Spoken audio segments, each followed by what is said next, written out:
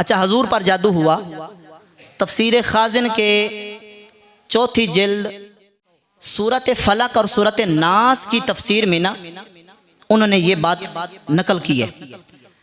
नबी अलैहिस्सलातु वस्सलाम पर कुछ यहूदियों ने जादू कर दिया। यहाँ मैं एक फ़र्क बयान करता चलूँ, आपके और मेरे ऊपर अगर जादू असर करे और नबी पर जादू असर करे, दोनों में फ़र्क है।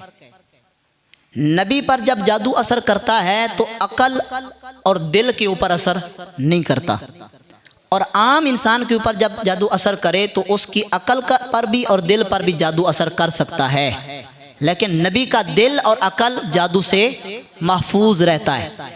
ये चीज़ें हजूर की उम्मत की तालीम के लिए, ठीक है। हजूर पर यहूदियों ने जादू कर दिया। अब हजूर का दिल भी महफूज है, हजूर की अकल भी महफूज है। आज़ा पर जादू का असर हुआ तो कुछ दिनों के बाद हज़रत जिब्रील अमीन हजूर की बारगाह में हाजिर हुए। या रसूल अल्लाह, फ़लाँ यहूदियों ने आपके ऊपर जादू कर दिया है। हजूर ने पूछा कैसे? तो जिब्रील अमीन ने निशानदेही की, या रसूल अल्लाह, फ़लाँ कुएं के अंदर वो जादू का सामान मौजूद है। हजूर नबी पाक सल्लल्लाहु अलैहि वसल्लम ने मौला अली को भेजा, जाओ अली कुएं से वो जादू वाली चीज़ें अशिया निकाल कर लाओ।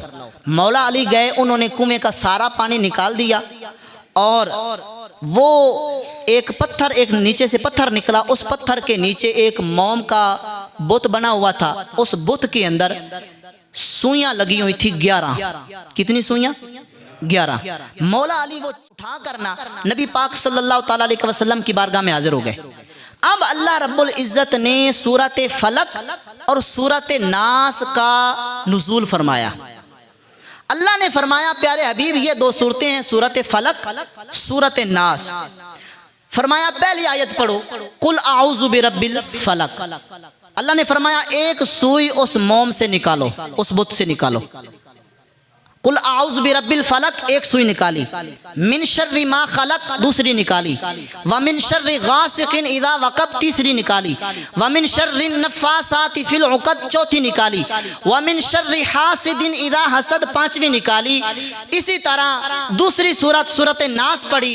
कुल इन दोनों सूरतों की कुल आयात 11 थी। हजूर एक एक सूरत की एक एक आयत पढ़ के सुइयां निकालते गए। जब हजूर ने 11 आयतें पड़ी तो 11वीं सुई निकाली और अल्लाह ने जादू का समखता फरमा दिया। यहां हमारे लिए तालीम है। हम क्यों 2 नंबर पीरों के पास जाते हैं, जब हमारे कुरान ने, हमारे इस्लाम ने हमें सारी तालीमात दी हैं, तो हम 2 नंबर के पास क्यों जाएं? हम गैर मुस्लिम के पास क्यों जाएं? कुछ दिन पहले मक्वाने से मुझे एक फ़ोन आया, दोस्त कह रहे थे कि एक बंदा है, उसके ऊपर जादू बड़ा सख्त हुआ है, तो क्या किसी ईसाई या गैर मुस्लिम बंदे से हम उसका इलाज करवा सकते हैं जादू के ज़रिए? जादू बड़ा सख्त है, लिहाजा उसका तोड़ जादू ही करना है, जादू नहीं करना है। लिहाजा क्या हम गैर मुस्लिम से? इसकी उलमा ने इजाज़त नहीं दी। गैर मुस्लिम ईसाई है, यहूदी है या जो भी है, आपको उसके अक़ीदा और नज़रियात का पता नहीं है। वो जो जादू करेगा उसमें कोई ऐसा जुमला होगा, कोई ऐसा कुफ्र या कलमा होगा जिसकी वजह से आपका ईमान भी खतरे में चला जाएगा। अपने ऊपर इन 2 सूरतों को दम कर लिया करें। अपने बच्चों के ऊपर सूरत फलक, सूरत नास पढ़ के दम किया करें। इंशाअल्लाह जादू का जो असर होगा वो भी ख़त्म होगा और आइंदा जादू से महफूज भी रहेंगे। तफसीर नईमी के अंदर मुफ्ती अहमद याद खान नईमी रहमतुल्लाह ताला अलैह ने लिखा है, आयतुल कुर्सी, सूरत बकरा की आयत है ना, अल्लाहु ला इलाहा इल्ला हुवल हय्युल क़य्यूम। हमारे सादे अल्फाज में कहते हैं आयतुल कुर्सी। ये जो आयतुल कुर्सी है, अगर ये आप पढ़ के अपने जिस्म पर दम करें तो फिर भी आप जादू से महफूज रहेंगे। और बुखारी की एक हदीस यहाँ पर पढ़ देता हूँ। नबी पाक सल्लल्लाहु ताला अलैहि वसल्लम इरशाद फरमाते हैं, जो सुबह के वक्त 7 अजवा खजूरें खाए, हर रोज़ सुबह के वक्त 7 अजवा खजूरें खाए, उस पर भी जादू इंशाअल्लाह असर नहीं करेगा। ये बुखारी के अल्फाज है। तो ये वो चीज़ें हैं जो हमने अपनी ज़िंदगी में अपनानी है। हम किसी 2 नंबर के पास न जाएं, हम वो वजीफ़ा करें जो हमें अल्लाह के कुरान ने दिया है, जो मुस्तफ़ा के फरमान ने दिया है। अल्लाह से दुआ है।